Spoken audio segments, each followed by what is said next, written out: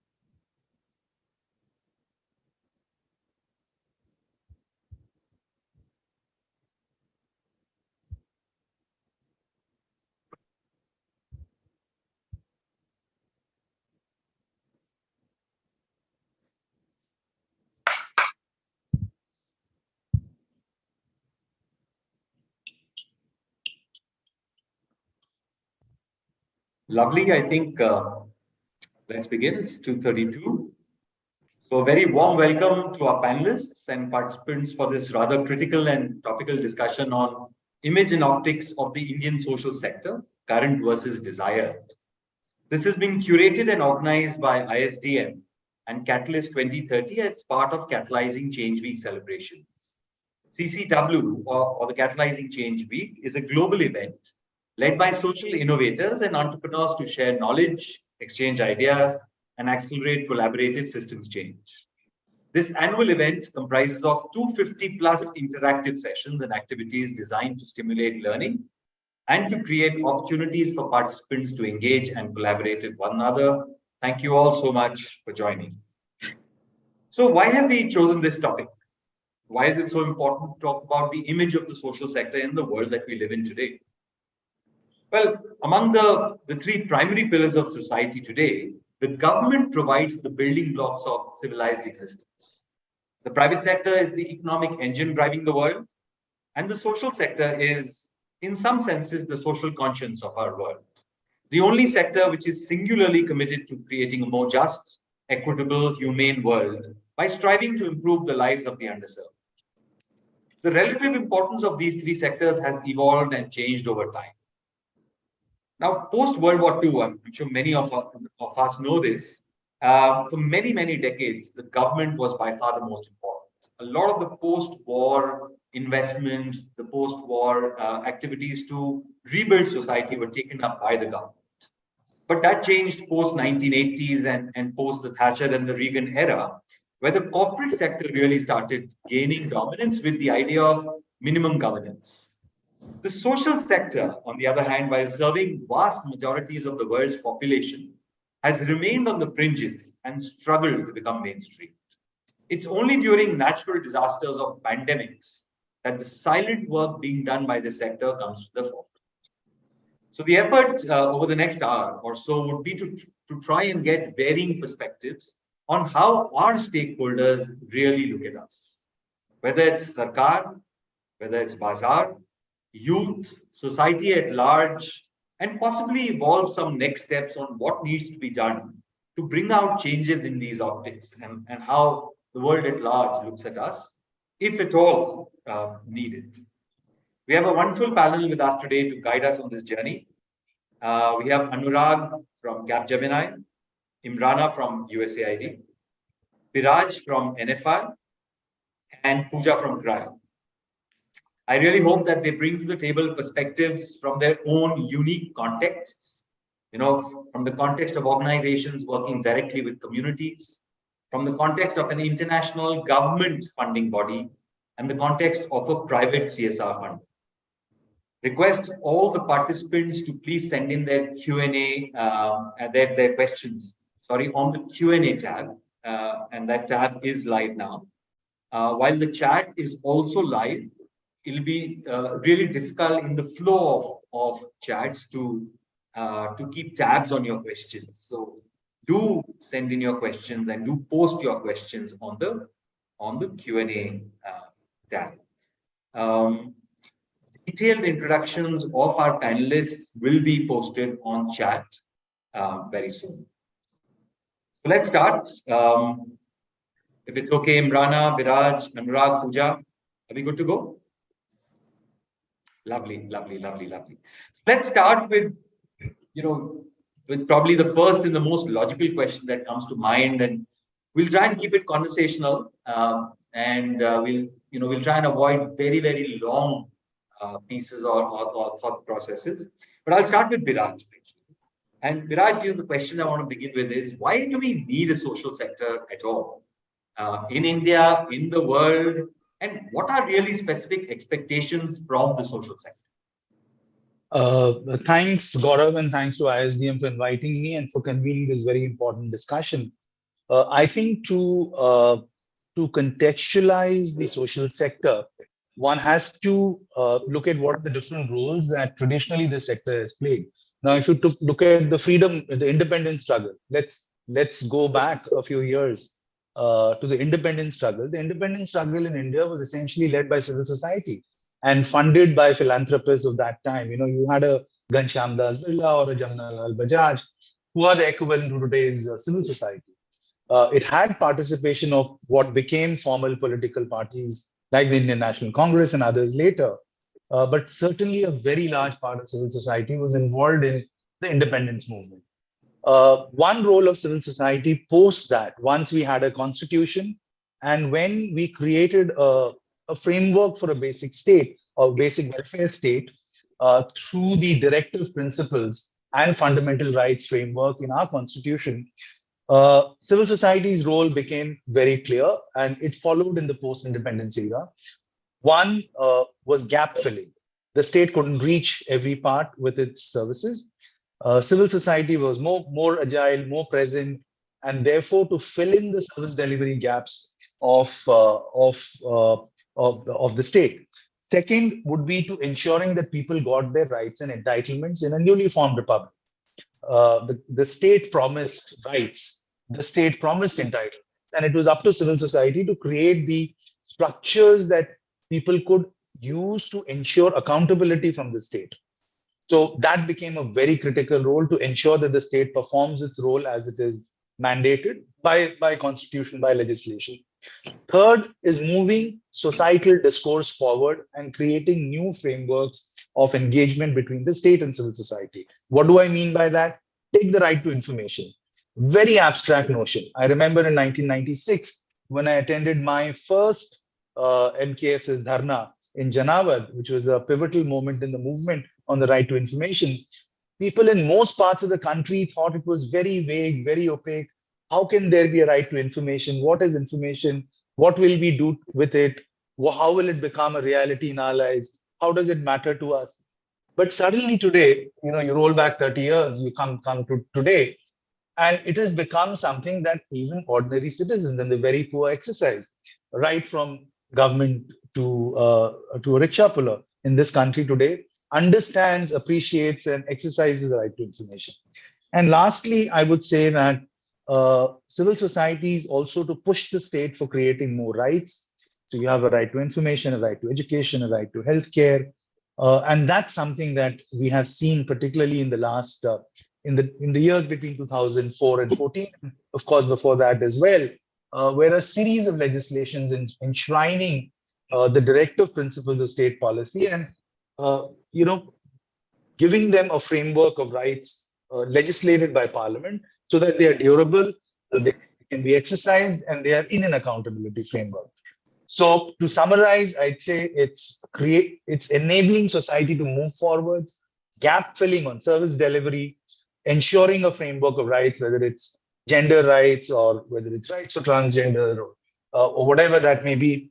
And of course, working with the state where necessary, and to use Gandhi's famous framework, cooperate where we can, resist where we must. So holding the state accountable by resistance, whether it's against excesses of corporates or excesses of the state.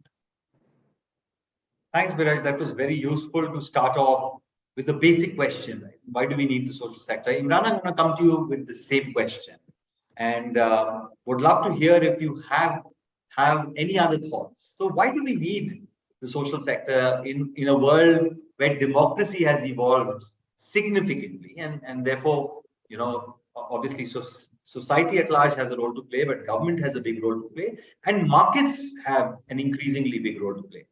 Biraj has talked a lot about the state and civil society engagement. If you can add on the role of the social sector vis-a-vis the markets as well. Sure. I was going to say Biraj took all my talking points. No, I agree with what was earlier stated, and I would just also say that the role of civil society, what is happening here in India, it's not unique to India. And so for us, from a USAID lens, we also see the potential of what's being developed in India from a solutions perspective, the opportunities for that to be replicated and scaled, not just in India, but elsewhere around the globe. USAID has had a long-standing relationship in India over 70 years. And so there's a deep found respect for the role and work of civil society in India. And the other point, which I would just flag or mention, is the importance that civil society plays, especially for providing service delivery, as alluded to earlier, but for marginalized population. So really looking at that inclusive development lens, that there's a clear gap that civil society has a unique role to play. Thanks. Lovely, lovely. Thanks, Imrana. Pooja, coming on to you. While Biraj and Imrana have set a framework on why the civil society needs to exist, and what are some of the expectations? You've been in this sector for a very, very long time. 30 years, Pooja? Yes. Yeah. And you started your career in the corporate sector and you moved here really quickly. How have you seen us as a sector really delivering on some of these expectations? So, it was really interesting that so much of what Biraj said is actually what I put down as our role. And for example, if I look at us in 30 years, as a sector, there has been, I think, a ability to find the gaps, not just address the gaps and plug them, but find them, right? So whether it has been deeply marginalized societies, so societies that exist on the absolute margins, there could be Bahujan societies, there could be Dalit, there could be tribals. I mean, there could be, for example, fishing communities. A lot of these communities get lost in the discourse of the larger Indian mainstream. So I think finding this, working with it, ensuring that they too access the Indian Constitution, the equity, the justice promised by our Constitution to each and every citizen. So I think that is something that I personally feel we've done spectacularly well. I know that, are we impatient with the speed? Yes. I mean, we still, I feel like we have had a huge role in educating people, which perhaps we have not met as many expectations, which is, for example, changing people's attitudes towards something like child labor, or changing people's attitudes towards caste. I don't think we have done as well as we should have done on those fronts, perhaps because as civil society, we have tended to focus on the marginalized and sometimes not stepped back and said, what are the attitudes and structures that are keeping this situation as it is, right? So we've been busy making a model school, or as we know, the Nai Talim structures gave a huge amount of experimentation in education. but were we able to actually take it back and incorporate it into the government, NCRT, wherever it needed to? So I think one of the things that has happened is that we have seen that as not our job. And that's something I think that we should have done, because conscientizing people on this constitution, on what it offers us as rights as a country, is also part of what civil society does. I think the other thing, I mean, I take that example that Biraj put, which is very telling. Actually looking at what are things in our directive principles that need to become a reality for all of us.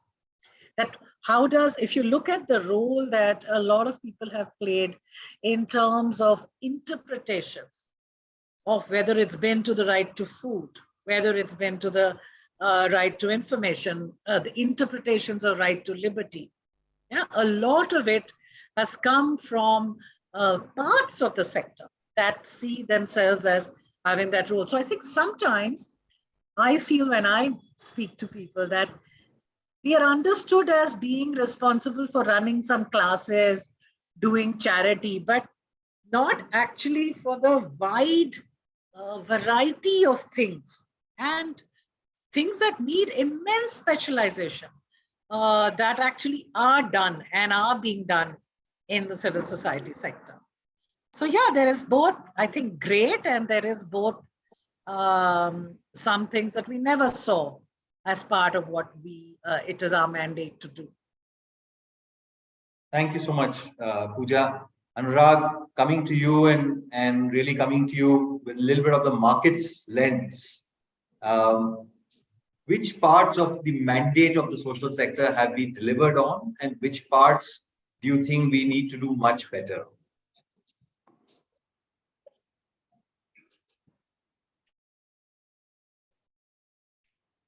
First, thank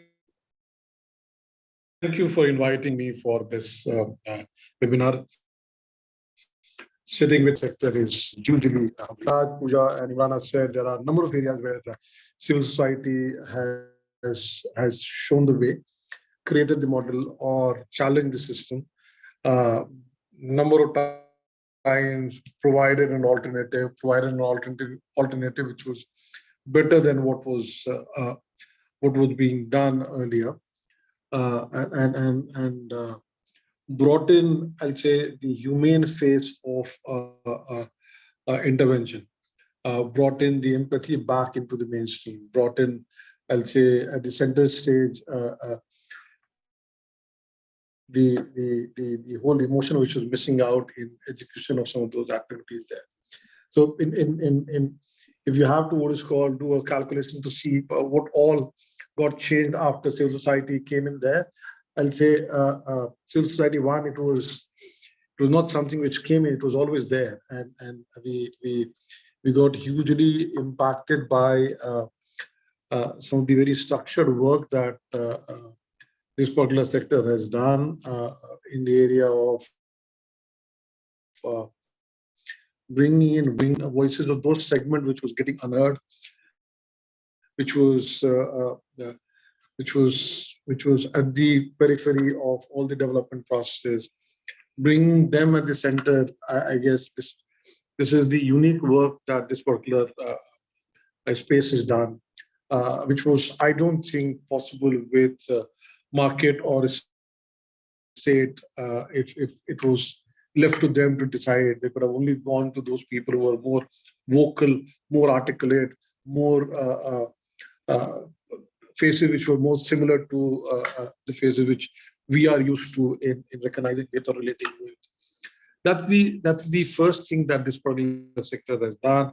Second is that they brought in some of the topic which was earlier, I'll say, kind of taboo topic, which we were not very happy discussing about, topics which we were very happy to, or sector or segment that we were very happy to keep it on the carpet. It came in there very strongly, whether it's about manual scavenger, manual cleaners,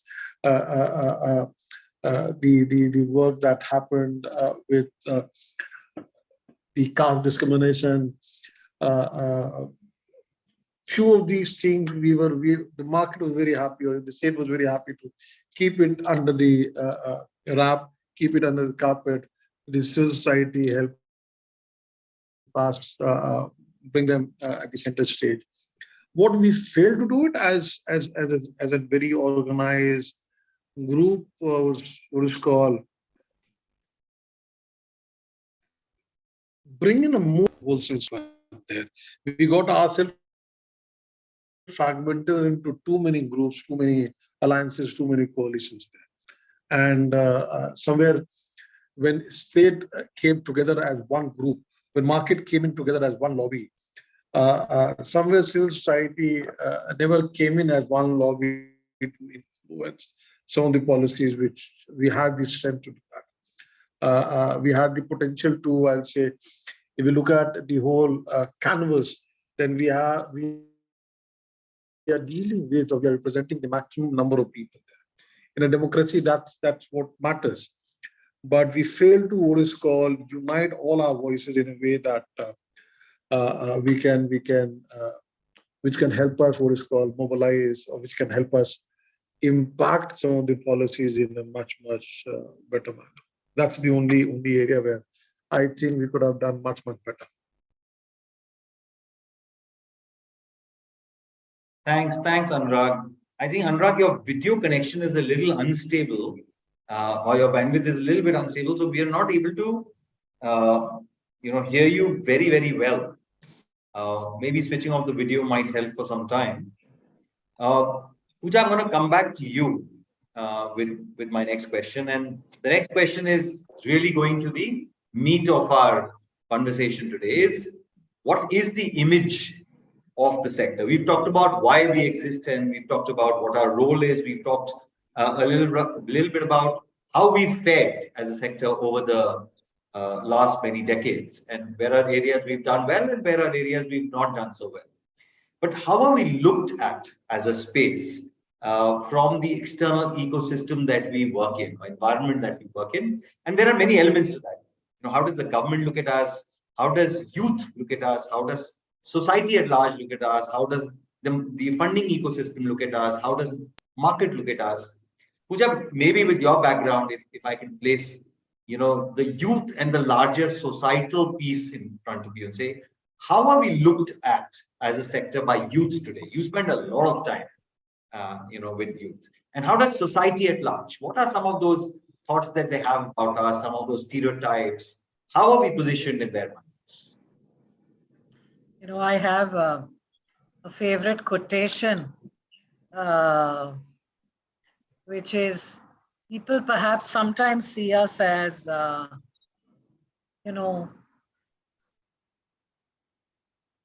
martyrs, and I think there's a little bit of a problem with that, where there is this fuzzy understanding, in my view, about what the, like I said, the extent of what the social sector actually does. There is an understanding about the charity part of it that seems to be very clear, and perhaps comes from our own traditions as a society, right? There is a tradition of kambal baatna, khana khilana, etc. So I have actually, there is a section of young people who still are a little bit fuzzy about what else we do other than, for example, teach children, or do simple things like food. Like they immediately understand the concept of an organization like Akshay Patra, because food equals to charity equals to, it's easy to understand. What they are fuzzier about is what are the skills required, and they want to contribute. What I find very interesting today in today's youth is these are not the 10 volunteers we used to get in 1999. Today we have thousands of young people wanting to come in to volunteer. Yeah, and cynical people argue that it's because they need it for their colleges, but I argue that it is because, in many ways, being exposed to global trends has also taught young people that there is such a thing as volunteering, that there is such a thing as looking at yourself as a resource of knowledge, of skills, of brains, for offering into work which is meant for others. I think the levels of empathy and understanding today are higher. There is a great deal of confusion and fuzziness about is what exactly can they do? I don't think sometimes don't realize that you can deploy. I mean, we would die for better designers, better writers, great communicators. And we know that whoever has brought that to us, we have absolutely loved and been able to utilize, right? So there is a little bit of, I think, work required around how human rights work, child rights work. What does it entail, right? How can we make the state work better? That actually we play a role in getting policies to live out on the ground at its very most simple level, right? So that is, I think, to me, one thing that needs clarity, needs direction. Also, in the current atmosphere, I think the concepts of freedom of speech, of thought, of expression, and how they are to be worked out, a lot of young people come in very confused, you know, about saying, oh, am I just being a, you know, social media warrior? And my response to them is every action is better than nothing, right? Even if you're just writing a check, even if you are participating in a campaign from your laptop, it is precious.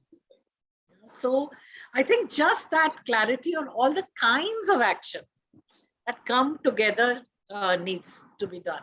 I think the other thing is society is the same problem. They see us sometimes as Mother Teresa, you know, ki jo bilkul mar raha hai, or people that it is, we are only deployed when it is a disaster. Whereas the work that we do in building structures, building society, building things positively is not understood as well. The other thing I feel is a lot of people react to the words today, at least in India. I see people around me reacting to words like advocacy, words like human rights, and thinking that human rights necessarily means violence or it means anti-development. And those are things that I think are terribly worrisome, because actually development cannot happen without an active voice for everyone who's supposed to benefit, right? What is the great point? Yeah, so to me, right now in society, I think there is required for us to believe. I mean, I just think that sometimes for myself, I feel like being in this space gives me so much energy and so much pride. And I cannot understand how or why that is not reflected and that is not understood more widely. Sure, Pooja, thanks so much. Imrana, coming to you, what is the image of the sector or the optics of the sector today amongst the funding ecosystem? How do they look at us? Yeah, I would say I guess I'm looking at it from a glass half full perspective. So I think from my perspective, I think the civil society is very vibrant. It's I think it's very much a positive story. I think like somebody put in the chat about is there a need for one voice? Isn't the beauty of having diversity in different voices? And I do think that there's room to have that plethora of perspectives. Like if you look in the context of the US, there's lots of different organizations that are working on different issues. I think at the same time, as and when you want to strategize and lead to systemic types of change, I think that's where there's a role and opportunity to form collaboratives and the importance of that. I think from us with the USAID lens as well, we do strongly believe in the role of alliances and partnerships building and bringing all sorts of stakeholders together. So not just civil society, but also whether it's the private sector, whether it's the government, and other stakeholders. And so I think, I do think there's an important role that civil society plays in also helping to bridge the community's voice and helping to make that the center of what programming should be. Yeah, thanks. Thanks, Imrana. Viraj, with your background, how does the government view us, and how has that view changed over time, if at all?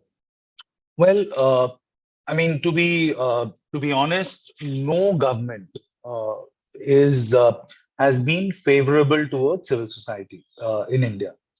Indian civil society has always faced a hostile government, and in some part that is correct, because when your job, at least that part of civil society whose job is to speak truth to power, to hold the state accountable, to confront the state, to stand up for people's struggles, it is quite understandable that it's quite understandable that you will always have one section of civil society which will have a very adversarial relationship with government, because it's always approaching the courts for justice, it's agitating on the streets, it's mobilizing people to demand rights, and so on. And then you have one part of civil society which does service delivery, which is seen favorably disposed towards government because they're furthering the aims of government. But I must say that despite that, one does find that in the last decade or so, what we are seeing in India is an extraordinary situation of regulatory clampdown. We are seeing a shrinking of civic space that is unprecedented, given the large number of cancellations of and cases and so on and so forth. The fact that at the peak of COVID, the FCRA was amended so that during the phase 1 of COVID, people like Pooja or Indiras or others could actually go out and help a large number of people because you could re-grant FCRA funds, a role that was asked of us from government and something that we delivered on and was deeply appreciated by the Prime Minister, by the government, by across sections, the role that civil society played. And yet, as a reward, what you got was a complete redrafting of the law, which restricted our ability to help civil society, and it's gone to help other civil society organizations by not being able to re-grant and so on. And therefore, I think it's a relationship that has gone completely downhill. There is a great deal of distrust today between government and civil society, unfortunately. And I think this is a distrust that needs to be addressed. There is a great deal of animosity because the decline in constitutional morality and the downslide on democracy, which is not just a uniquely Indian phenomena, but we're seeing it in the US. We saw 5 years of authoritarian rule in the United States under President Trump. We are seeing it in Europe. We're seeing it everywhere. So the backsliding of the democratic liberal order, in a sense, and the backsliding on, I would say in the Indian case, constitutional morality, because that's very key, is impacting the relationship between government and civil society. And I think that's really key to understand, that you need to, civil society can advance when constitutional morality and rule of law advances. If constitutional morality and rule of law in any society, and I'm not just speaking about India, because we're seeing that in large parts of Europe, look at the UK today, look at Poland, look at Hungary, look at Italy, a large number of countries across the world, we are seeing this reversal of the trend of rights, of viewing the, viewing a civilizational progress as a continuous enhancement of the rights of minorities, recognizing more kinds of minority rights, recognizing the critical role that civil society plays, and dealing with marginalized communities with more empathy than governments are able to show today. On the other hand, if you look at young people, I am greatly encouraged, I must say. And I agree entirely with Pooja that there is a lot of enthusiasm and commitment with whatever limited understanding they may have. And in particular, if you look at in India, Gaurav, you will find that it is the young people really who have come out on the streets. And whatever be the merits or demerits of whether we agree with them or not. But if you look at, say, the farmers movement or the anti-CA and RC movement or the anti-caste movement in Hyderabad University or the movement against, say, clampdown in universities, it was the young people who were at the forefront of it. We just released an application for a simple internship program where we are offering internships to commemorate the life of the celebrated economist Abhijit Sen, Professor Abhijit Sen. And I tell you, within 24 hours, we had 250 applications. And it's a 2-month internship where we're asking somebody to spend 2 months in a rural area with a civil society organization to link a new generation with civil society. We put up the application on Saturday. By Sunday, we had 250 applicants with filled in forms. So I place a great deal of hope in young people where perhaps they may be able to deliver where our generation and previous generations have failed to make India a more just, equitable place, to give civil society the rightful place that it deserves, and to address some of these pressing concerns that have emerged over the last decade or more at a societal level. So I think I place a lot of faith on young people, and I'm sure they will be, with the spirit that they bring to it, renegotiate many of these challenges that we have vis-a-vis the state. Right. Thank you, Viraj. We've said a lot of things, in between Pooja and Viraj, and we've said a lot of things in terms of how the sector is looked at today. From saying that we're looked at with distrust today, and part of it is due to the role that we play. There is a truth to power role that the sector plays, and that truth to power has a inherent adversarial nature to it. Whether we can do a better job of being adversaries is a question that's worth discussing maybe a little later. And what does it mean to be a good adversary? And I'm saying the word good within quotes, and there could be many, many elements to it.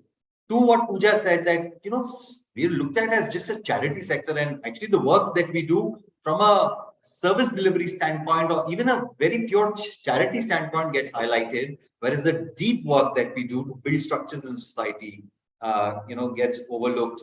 Anurag, these are all societal / government perspectives. How does CSR look at civil society today? And what are some of the images, optics, stereotypes that CSR at large works with while dealing with civil society partners? There are good players, there are bad players. Just like there are good corporates, there are bad corporates. Just like there are, I'll say, good state, there are bad state. There's a huge amount of, I'll say, we combine civil society into all kinds of entities which are there. So you have a grassroots NGOs, you'll have consulting groups, you'll have foundations there, you'll have right-based group, you'll have RWAs there, you'll have BCCI there, so you'll have all kinds of groups which gets combined there. If I have to talk about the grassroots NGOs who are toiling hard, working at, I'll say, remotest part of India, bringing in change there, still believing in that small is beautiful. There's a huge amount of respect for them at the corporate level. And again, it varies from who at corporate is managing this particular relationship. If you have people who are from, I'd say, HR, who are from comm, who are from marketing, they'll be looking at these optics purely from their own line of work that they are doing.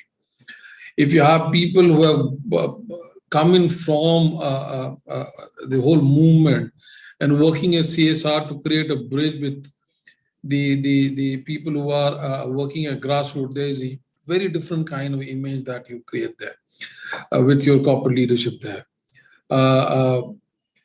And you will have to somewhere acknowledge that this particular group is becoming as heterogeneous as any other group can be. And I have no problem with it. This group has, I'll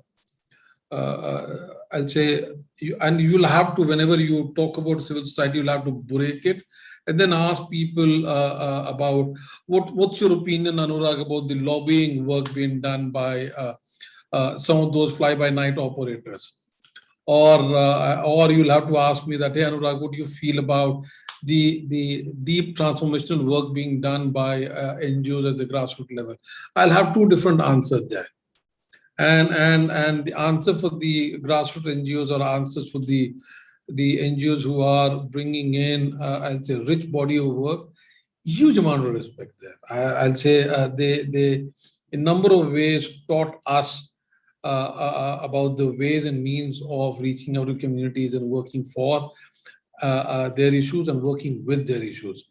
I won't talk about many of the other, I'll say, arms of civil society who get, I'll say, camouflage within this particular civil society space, because BCCI can't be a civil society. I won't be discussing about BCCI in that particular sense.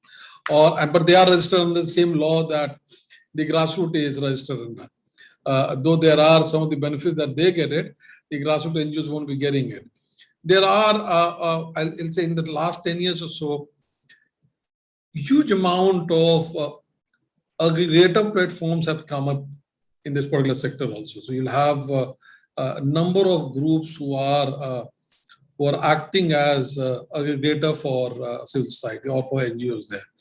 Good, bad, ugly, all kinds of faces that you can bring in there. But they bring in some amount of utility. They also bring in huge amount of problem there. So there won't be, I'll say, one answer to say that, hey, this is what I feel about. But there are multiple arms, and I have answers and response for those arms there. Thanks, Anurag. I'll come back to you again. And I'm going to put you a little bit on a spot, Anurag, so forgive me for that. Do that. I work a lot with corporates as well, right, in my role, and I do see a certain amount of a patronizing nature that corporates take to civil society organizations. And I'm talking about organizations working on the ground. I'm not talking about RWAs and BCCI, right? So at times I see that where, they feel that, oh, but, you all don't have the same professional ethic. I'm saying within quotes that the corporate sector represents. You all don't have the ability to, to think through things cognitively, to report properly, to manage systems and processes. And these are some of the biases that I see, and I'm placing it before you to get your thoughts on really how true is it in your experience. And I'm not going to say viewpoint. I'm going to say experience, or how false is it in your experience? No, you're not putting me on a spot there, unfortunately, because this is one particular thing that I've been talking about it in all the possible forum, and I get sometimes labeled as someone who is not who's not being very true to the corporate identity that I bring in there. The problem is that we do not have too many people at the CSR level who understand the nuances of the work that's happening at the grassroots level. We do not have people who really understand the huge amount of effort that goes in building a relationship. The other day I was telling someone that when you're dealing with machines or computer, it will behave the same way that it behaves in the month of January, February, March, April at 9 o'clock, 10 o'clock, 12 o'clock, 1 o'clock. When I'm dealing with human being, it will behave, I'll say, 360 degrees different than the way it behaved just 5 minutes before. Because there are a huge amount of number of things which impact his or her responses there. And you do not have people at the CSR level who understand these nuances there. That's the problem number one. Second is the whole notion that somewhere, and apologies, let me put you in a spot there. Somewhere, when I was studying, people used to think that kuch nahi kiya, so let's become a social worker there. You've failed everywhere, then you start an NGO there. Similarly, at the CSR also, what people have now started doing is that if you failed in all the departments, let's shift him or her to a CSR department. Thinking that at least he'll do something good there. And that in number of ways has impacted the relationship that they are building with the NGOs there. In some of these CSR heads with whom I have worked and I know and I respect a lot, when I look at my own portfolio work that we are supporting, my 60% of my work got influenced by the work that NGOs are doing. So I don't go there changing the way they should be doing. They have come and they have changed the way that I am doing my work. Earlier, we were not accepting project proposal in any other language than English. Today, we are accepting proposal in all the 23 different languages. And they taught us that, hey, everyone won't be good with English. And I cannot what is called ask someone to articulate their emotion in a language that they are not very familiar with. So one need to also agree that this particular sector, the whole CSR sector is going for a transition. It's in the process of changing. I guess there are some good things happening there. Hardly 10 years have gone in there. Give this particular sector some time and some opportunity. And let there be some of these serious NGO partners also who can, what is called, take a stand to say that agar nahi to nahi. It shouldn't be ki, I also meet number of people who say that jo tumko pasand wahi baat karenge. So you tell me, you give me an idea and I'm going to work on that particular thing. I'm ready to work on forestation. I can move to HIV, I can do health, I can do education. Ask me anything and I'm willing to do that. From there, I do see a group which is coming in saying that, hey, I'm going to work only on this. If you are willing to fund me, well and good. If you're not willing to fund me, I'll manage my fund from some other places also. So there are options which are coming in there. Funding is no more restrictive now. And there are many players who are coming in. So I do see a better future where you can't, what is called, tell the civil society that, hey, you'll have to borrow everything from corporate. There are a number of things that I can safely tell them that never ever borrow it from corporate. There are a number of things that they are doing much better than corporates are doing. Thanks, Anurag. You didn't put me in spot. Yeah. No, thank you. Thanks so much. Pooja, a question to you. And this is a dichotomy that I've heard. One, I've heard people talking about how much of money is wasted because it goes through civil society organizations, and therefore, and I'm again using it within quotes, it gets wasted in a civil society organization because it doesn't reach the community. I'm sure you've heard this multiple times as well. On the other hand, I've also heard youth complain that, I mean, why should I work in this sector? Because really there's no career, there's no opportunity, pay scales are phenomenally low compared to the corporate space. What are your thoughts on this dichotomy? Because both of them affect the image of the sector that we are talking about. So what is interesting is that, you know, at some point my entry into the sector was to help set up human resource systems at CRY and so on and so forth. And one of the very strong beliefs that I've acquired over time is that actually I think that the kind of people whom I have seen in my 30 years here, whether it's been within CRY, whether it's been people I've met, have been without doubt some of the finest human beings, of course, but finest professionals that I've seen. You know, and it's been really, really interesting that I don't understand actually sometimes where that image comes from. You know, whether it's been people who've come in as marketing professionals and then learned to fundraise or whatever. So I think that it does require a little bit of a leap of faith, and I do think that the salaries provide part of the compensation that you actually get. So people tell me this is a very old-fashioned view, but this is what I hold, that I really do believe that there has to be a leap of faith. there is a set of things that you're going to get here that you're not going to get anywhere else. Whether it is the fact that almost everyone around you is focused on values and outcome, for example, and I'm not really interested in petty, stabbing each other in the back and so on and so forth. And the space to be your full self and meet your full potential is, I think, sometimes needs to be factored into the reward. Perhaps we're failing to communicate it, because people do want to come looking for better lives. They don't come here because, I want to be a better IT professional, whatever. I want to be an IT professional with a purpose.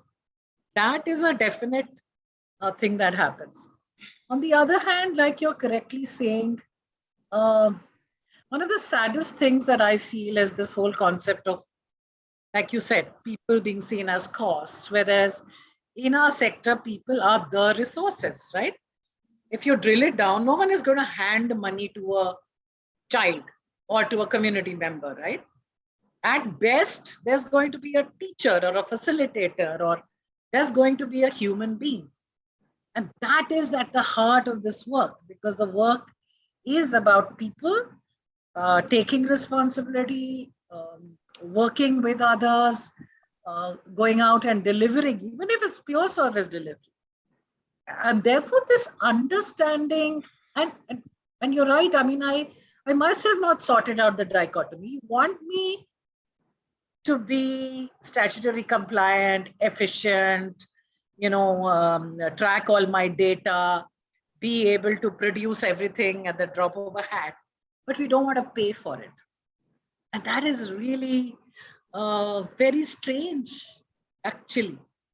And there were a few organizations that will be lucky enough to be able to generate free money that does not come attached to a project, to be able to do those things, whether it is to invest into their own people, to be better trained, to have the data, to have, to be safe.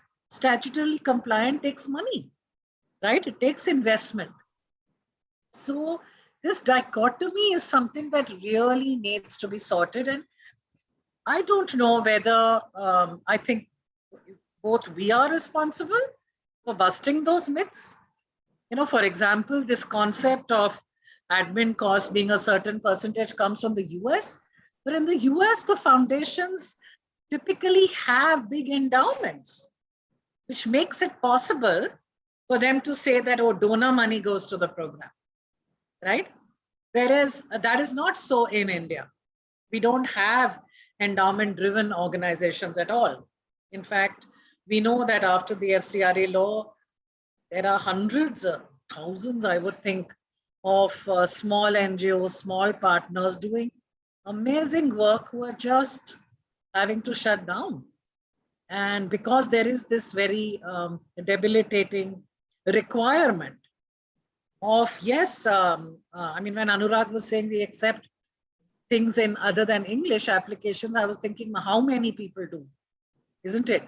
I mean, most people also expect us to write like Shakespeare along with everything else. So yeah, this is a real dichotomy that we, but to young people, I would say, make the leap. What you will get, what you will gain is far beyond anything that you can expect otherwise. Lovely, lovely. Viraj, I'm going to touch on what Pooja started with, that, there's almost an element of sacrifice we expect from people to work in this sector. And I don't necessarily subscribe to that point of view. I feel that talent in this sector needs to be looked at slightly differently, but that's a conversation for another day. But there is a certain, she also used the word martyr. There's a certain martyrdom halo that we put on our own heads. That's one piece of it. The other piece, therefore, is, and I've heard people tell me this, is, I'm okay if somebody from a corporate, does misappropriation, but it really bothers me if somebody from the social sector does it. And I had a long conversation with him on that. What are your views? Because, there is almost a different ethical expectation from from the sector. Is that justified? This is an image problem, I think. Is that justified or not? And secondly, have we created this issue for our own selves? So I think, I mean, it's a very complex question. So you've asked me 3-4 sets of questions. Let me start with the last one first. Do we, or should we, or is it right for us to expect higher ethical standards from NGOs than we do from other sections of society? Should NGOs be more honest than, say, doctors or government servants or corporates? And is it fair for society to place those expectations on us? I think absolutely yes. I have no doubt in my mind that the moment you place yourself in a position where you say that, our job is to hold somebody accountable or be transparent, or you should subscribe to higher ethical standards. Your inability to do so will reduce your legitimacy, and it will be used by the state to tar the entire sector. One single example here or example there. Corporate sector corruption is not comparable to, in any ways, to NGO sector corruption. We have not produced a single Vijay Mallya in 150 years of our existence, or a single Nirav Modi, or you read the list. I think the top 20 defaulters list is all from the state of Gujarat. And if you read that list, and if you look at the amounts involved, there's no comparison, because today you can run away by defaulting on a loan of, say, 70,000, 80,000, 100,000 crores. Then you look at the NCLT process, the bankruptcy code, and the manner in which the state has legitimized inefficiency and corruption in the corporate sector by making the taxpayer pay. So you do business, you fail in it. If you work as an NGO, you fail in raising funds, you go bust. If you are not able to deliver your project, you go bust. But if you're a corporation, well, you don't go bust. You go to the NCLT and you get a haircut from your loans, which banks have to take the haircuts. Astounding amounts, up to 9.5 lakh crores. If you look at it, I mean, most of us in the sector won't even be able to write that number. Hundreds of billions in loan waivers and so on. So I don't think it is either desirable or necessary to compare these two very different sectors. One in which, in a sense, profit making and individual benefit is incentivized, and one where it is not. Shareholder return has to be maximized in a corporate scenario. It is legal for tax avoidance. Tax avoidance is not illegal in the corporate sector, because you're meant to pay as little taxes as possible. So the biggest industries in this country, corporates in this country, actually pay very little tax. Many of them zero corporate tax, because they find every trick in the book. Not so for NGOs, where you get a tax exempt status, and if you're not able to stick to it, it's either taken away or you pay taxes on it. So I think these are not comparable. I want to come to Anurag's point, and I think that was a very, very important point that he made on this, is that there are many sectors, and we have to acknowledge and recognize that. There is an NGO sector, which is the fly-by-night corporate who has come and set up a consulting shop, mostly people with, skinny trousers, salmon-colored skinny trousers, chomping on avocado on toast. And, there is that sector. Many of them are unethical. Many of them they may be even highly paid. There is a significant number of people in philanthropies now working, earn salaries which are comparable or are equivalent to that or more to that of the corporate sector, which is fine, which is fair. It's a fair wage. But what has happened also is, with the large involvement of the market in civil society processes, be it through CSR, be it through other things, the negative impact has been that there is a lot of institutional isomorphic mimicry. And what do I mean by that? You have a large number of NGOs which are coming up and making themselves as if they were corporations. As Anurag very rightly pointed out, without any sense of process, without any grassroots engagement, without any deep thinking of why they are what they are, but moving from dashboard to dashboard and moving from one data set to another, throwing a million number there or a million number there, behaving as if they were startups out in the market, faking it while they cannot make it. And I think that is something that one is very wary of, that we do not allow them to become the dominant voice in the sector. So I think the caution that Anurag has given us of these multiple sectors within the sector needs to be recognized and acknowledged, and we need different strategies to deal with it, so that a grassroots organization like CRY, which has done such fantastic service, and it's really an organization that I think all of us on the panel and the audience deeply admire, organization that has done really push the frontiers, whether it's local fundraising, whether it's accountability, whether it's dealing and advancing child rights in India. There is no parallel to CRY today. Now, how do you ensure that organizations like CRY, which are at the forefront of this battle against, injustice, inequity, working towards a more socially just world, really occupy the center stage? How do you get more corporates to fund them? How do you get governments to recognize them? Rather than somebody who sets up a shop with 1,500 PowerPoint presentations for 1,500 issues, and then the manner in which NGOs are talked about, or you see NGO leaders, some of them at least, talking about turnover. What is your turnover? My turnover is this. Our aspirational turnover is that. We are going to double our turnover in XYZ years. And that language, that copying of language, dress habits, as I said, and institutional ethics, or the lack of it, is deeply wrong. Thank you, Viraj. I'm conscious of time. We've just crossed an hour. Let me float the last question to all of you, and then we'll take up questions from the audience. We'll come back if we have time. There are, obviously there are beautiful optics that the sector has within society at large, and there are not so beautiful optics. And there is scope for change, and there will always be scope for change. Imrana, let me start with you. And I know that you played the glass half full viewpoint on this, and I appreciate that. But if there was a particular optic that you would like to change about the social sector, what would that be? And any one suggestion on how we should go about doing it? And that's pretty much the same question that I'm going to ask all four of you. So anyone actually who wants to go first, if it's not Imrana, if anyone else, what is one particular optic or image parameter that we are probably struggling with right now that you would like to change? Why? And how would you suggest we go about it?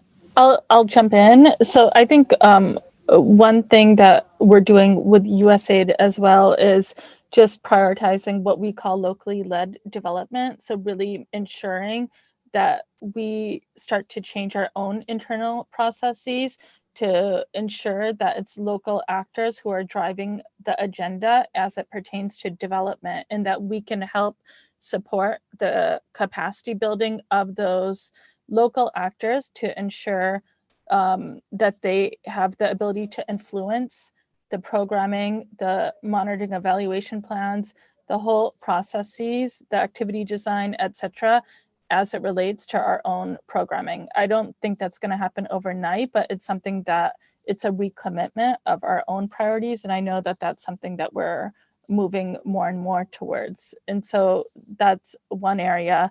Another thing that I was thinking about, again, like looking at it from a glass half full, empty, I think there's things that we can learn from the private sector as well. I think maybe part of this is also because my husband's background is in advertising marketing. So I think the private sector does a great job of creating those images of from a marketing perspective of ensuring certain optics are a certain way. I don't know that the social sector has done as amazing of a job when you think of this space. So perhaps there's opportunities for us to learn in terms of strategies from that private sector as well. Thanks. Thanks, Imrana. Taking a leap out of the private sector, working on behavior change communication, working on advocacy, which helps image building for the sector. So what optic would you change? Why and how? If you ask me, then there are 2-3 things. One is that this particular sector needs to become much more democratic. I still find too many family members holding the board of trusteeship within the NGOs there. I'll say they pass it on. So it's like it's becoming kind of ancestral property in all possible sense. So when you are talking about what is called bringing in democratic values, then somewhere you'll have to also make sure that the entity becomes democratic in that particular sense. Some amount of accountability needs to be. It's very difficult sometimes. What is called. I remember there are times when you used to what is called. It was lovely spending time at the grassroots, working with communities. We have done that particular bit. But today it's like the whole space is crowded by people who, as Biraj rightly pointed out, who will talk about turnovers, who will talk about offices, who will talk about branches that they are opening up, who will talk about overseas fund raising mechanism that they are bringing in there. They are overcrowding the space which was earlier available for people who will come from, I'd say, Patnas of the world or Raipurs of the world or Ranchis or Jamtaras or Jharsugudas of the world. It's getting now concentrated in Delhi, in Mumbai, Bangalore, Chennai, just like corporates are getting concentrated. That's one. Second is it's all about the kind of revenues that you're bringing in. The whole discourse completely got altered. No one is bringing in the whole topic of. Whole topic of accountability coming at the center of everything that we are doing. I don't see. And sadly, the bigger ones are to be blamed for it. Biraj talked about the defaulters and all. There are a number of defaulters within the NGO sector also. The whole thing is that they never got the money that, or they never got luckier than some of the Modis of the world who got luckier. But there are NGOs who just the bigger ones. I'm working with some of them, and you realize that they need to really change their approach. They're taking people, they're taking communities, they're taking everyone for granted there. And that's the optics which require some amount of overhauling. Thanks, Anurag. Pooja, Biraj. What optic would you change, why and how? And very quickly, I'm conscious that it's almost 3:40. We'll take a few questions then. I was just thinking there are obviously more than one thing. One thing that I would love to see us change, I think, is actually communicate the huge and very unique form of professionalism that has thrived in our sector. Reclaim the word professional for the development professional, who does not mean it's an MBA or a crossover from somewhere else, but the huge amount of knowledge that is sitting in, for example, the area of impact measurement. I'm very shocked when people outside think that we don't measure impact. I mean, are you foolish? Like, why would I do this work and not track everything that I do? Because I do it in the name of the child, and I am so accountable to her. And so I better fine tune, right? And that's happened across the world. So I think I would change that. It just perhaps how, I was thinking about how, and I think just by ensuring that we are transparent. I remember in CRY in 1994, when I joined, we used to publish our annual report in the newspaper, and we were not obliged to do so by law. So I think we really need to be, as Biraj said, we have to be more than transparent than others, more clear about what we do than others, and talk proudly about the salaries we pay, talk proudly about the professionals that we are and that we have. So I think to me, that is one thing that I would like to, I mean, I think it's a long conversation on how do you change that, but that's something that I would like to do. I think the other thing, and I know, I think Viraj is way more qualified than me to talk about it, but I feel like I often have to struggle with this confusion about people's role, about our role with people, which is why the speaking truth to power and how that is not seen as our role. In fact, people turn around and say, "Aap kya kar rahe hain?" Hum to kar rahe hain. But that we have a role to identify gaps and to be able to bring in the data and the modalities and the, I think the mobilization to begin the addressal of the gaps is another area that I would love to change and for people to see more clearly that that is a role.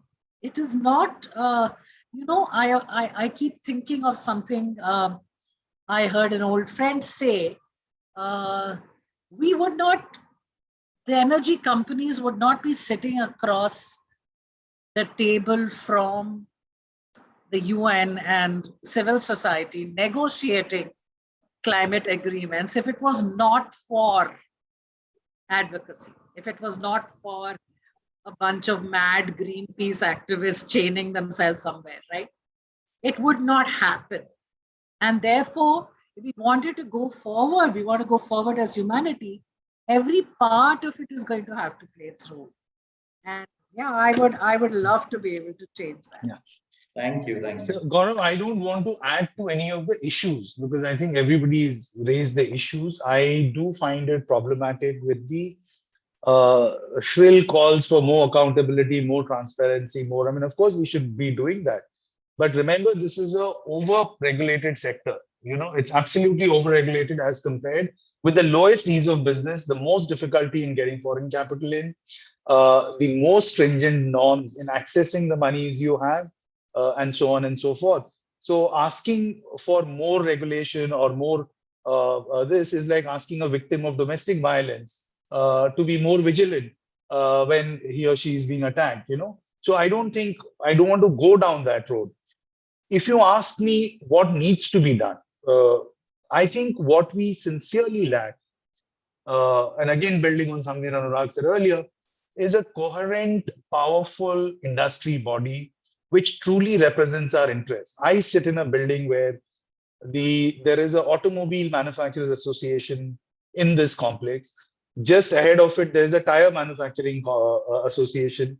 Then there is an auto spare part manufacturing association in Gurgaon. I'm sure there is a carburetor manufacturing association in Ludhiana. So you have, for the single product of a car, you will have 30, 40 industrial bodies. Each of them will have regional wings. You have, at the national level, you have a CII, you have a FICCI, you have a ASSOCHAM, you have a PhD, CCI, and hundreds others, you know, from a NASSCOM to whatnot. What does the NGO sector have? We speak on behalf of other people, but who speaks on behalf of us? Who is helping us build this narrative? We have spoken for people for the last so many years. We have championed the cause of the most marginalized. Today, when we find ourselves in a corner, who is it that we have speaking for us? And I think the challenge centrally, therefore, is that we need to ensure that in whatever we do, whether you are a CSR, where Anurag sits in a hot seat, or you are a USAID, which is a representative of a foreign body, or a Puja, who's a grassroots organization, in whatever we do, in whatever little ways we do, in whatever funding we do, we must definitely have a component of narrative building, of communication. Communication not for an instrumental purpose of fundraising or letting people know what great work you're doing, but simply to talk about what are the issues the sector is facing. What is the work that you are doing or your partners are doing, amplifying the voices of the Dalits, the Muslims, the Adivasis, the other minorities, the transgender communities, women. This is such a rich and diverse land. And therefore, there is such a rich and diverse landscape of civil society across this country, from Nagaland to Gujarat, from Kashmir to Kanyakumari. Can we have, I'd say from Arunachal to Gujarat, but can we have that diversity coming out as one coherent narrative? Can we have a champion body of civil society with thousands and thousands of members spread across the country that can lobby, advocate, talk to government, negotiate, ensure that there is a dialogue with all stakeholders, and be led by people from and smaller groups, people from marginalized communities, the grassroots organizations, the people that one enjoyed talking to and working with, as many of us have had. And I think that's one thing that we definitely need. We need those champions from within. We need to put our voice out.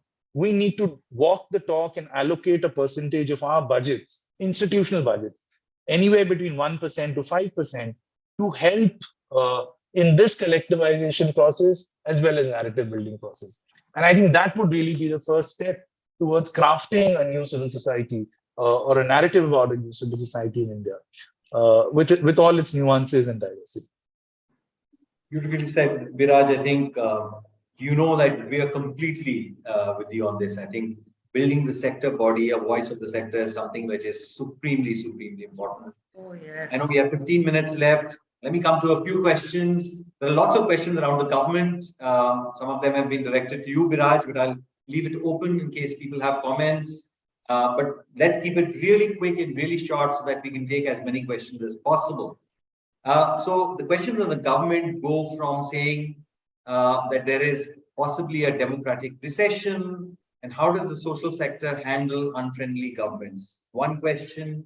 Another question says, we've worked well as a sector to advocate for regulation for communities and their issues, but not for ourselves as a sector. And why is that the case? Why have we not been able to advocate for ourselves? Of course, one of the answers is the lack of a sector body. Another question around the government is should we really worry about optics vis-a-vis government as long as the government is open to collaboration? And if the government is not open to collaboration, how should CSOs approach the challenge?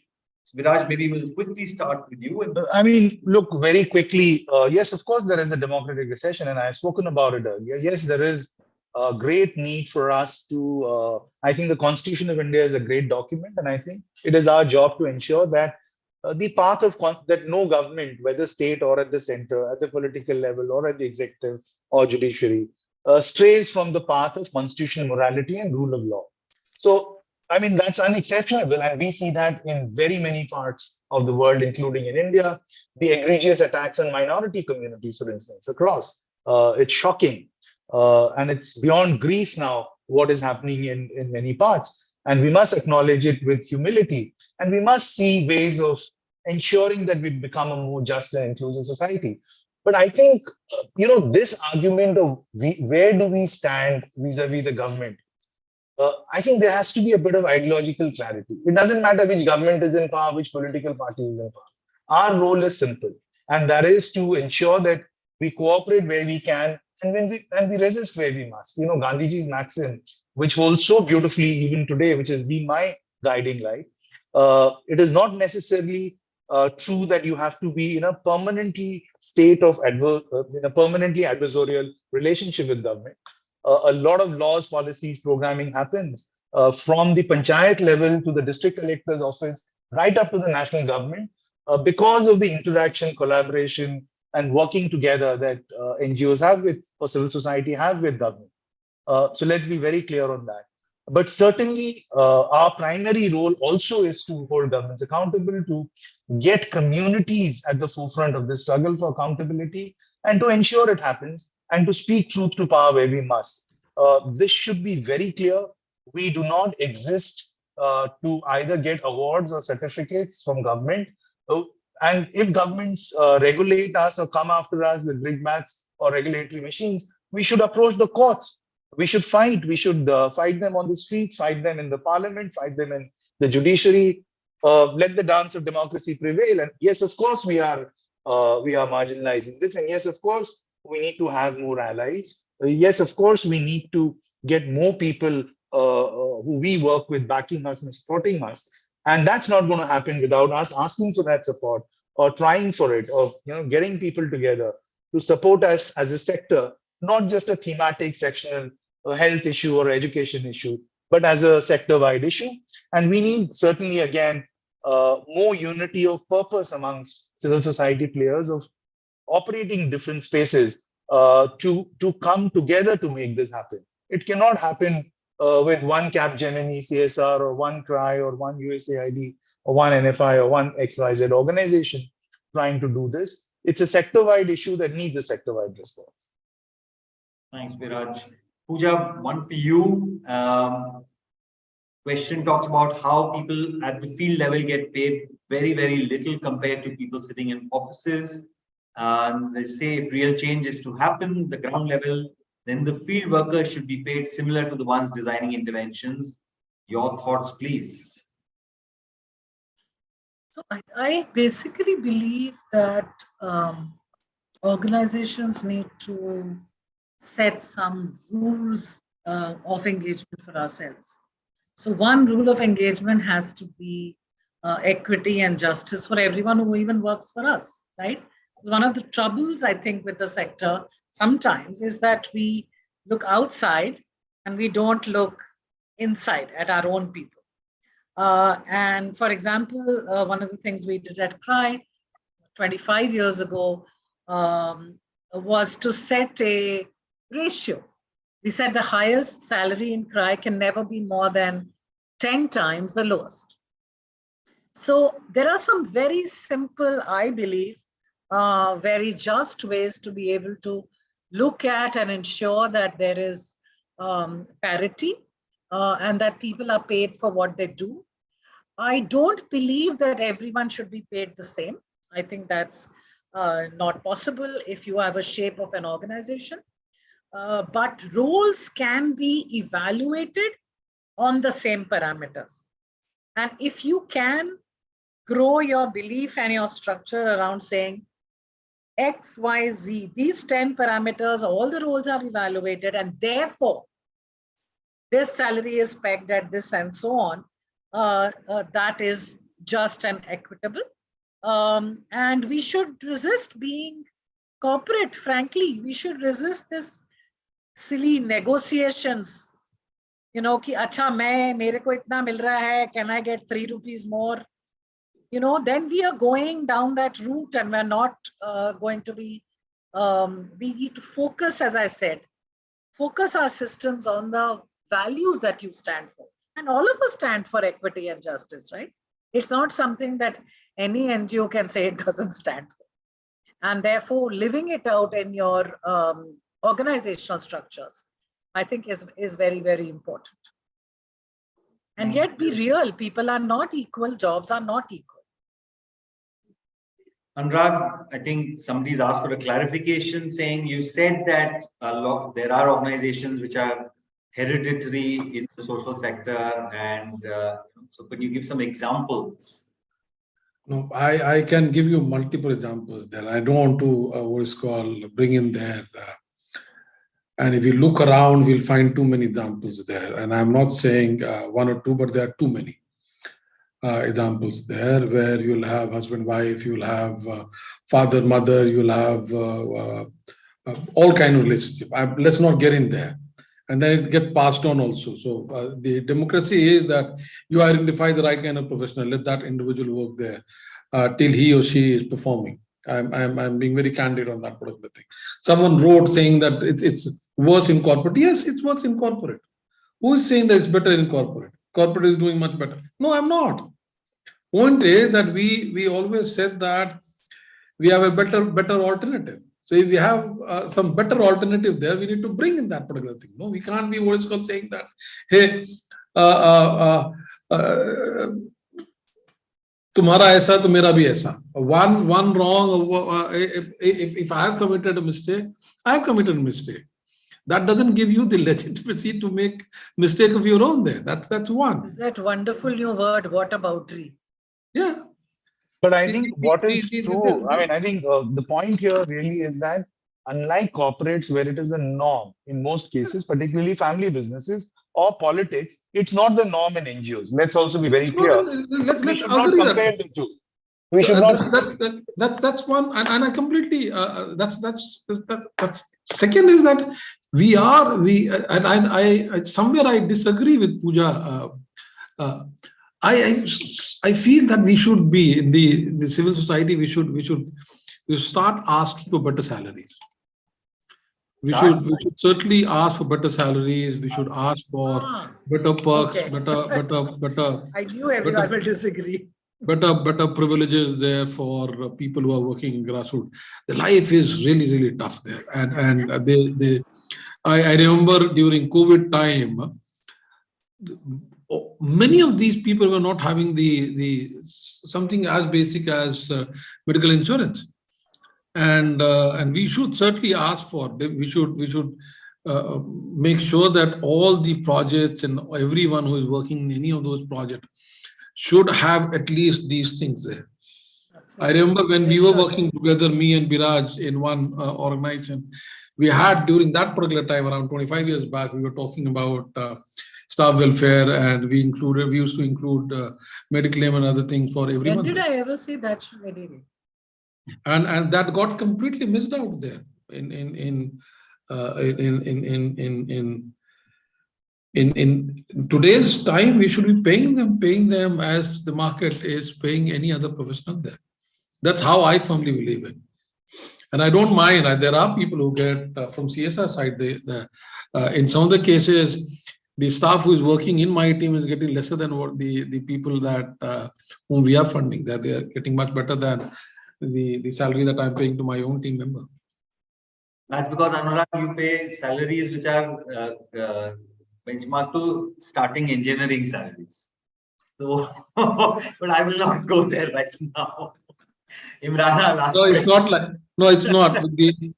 With the team which is coming there is a different team. We are talking a different thing. Last question, Imrana, to you. You talked about the importance of building capabilities, capacity. But I just wanted to come in, sorry, just an opinion on actually what was Biraj's response again. That for every organization, which may be mummy, daddy, baby, there is a cry in which, like I say, we are the sixth generation of leadership. Or It NFI. is, Seventh or generation of Pradhan, or leadership. NFI, Or Pradhan. yeah, there are many. I mean, I think the large number actually do have. We know about community organizations where it is community members who have now become leaders. Children who were children in our project who today are leading those organizations. So I think there's in fact a lot of focus on diversity, on inclusion, and on getting the voice of people and communities that actually on, the target of the work. I just wanted to make that point. Thanks, Pooja. Imrana, you talked about the importance and the need for building capabilities and capacities in NGOs. What are 2 or 3 areas that you feel are really important from a capacity building standpoint? I think what was alluded to earlier is just to ensuring that the community's voices are at the heart of the design and implementation, as well as the monitoring and evaluation plan. And that in turn will help to ensure that the development work that's being done is sustainable and that we are being responsive to the actual needs of the community rather than that we're just dictating certain policies or programs that we want to do. Thank you so much. Thank you. Just want to thank everyone. I think the panelists, the participants, we've had a intensely and immensely meaningful discussion. I think there are lots of really good points that have come up. Pooja, I love the idea of defining the word professional from the social sector lens. I think we need to appropriate this word and define it through our own lenses. That's such a beautiful thought.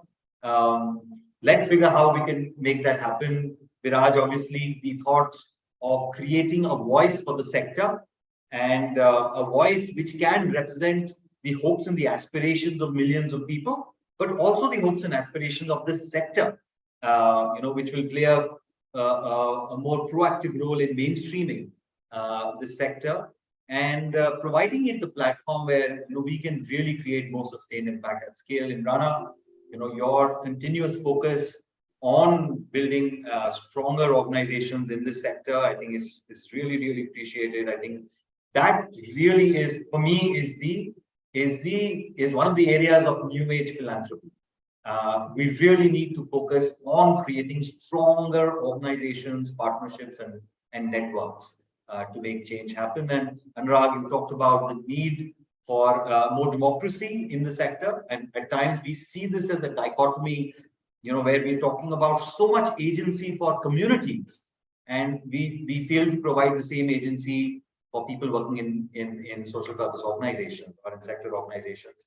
But I look at democracy also as the need for structure, as the need for professional leadership, and moving beyond founder-led organizations to more professional-led organizations.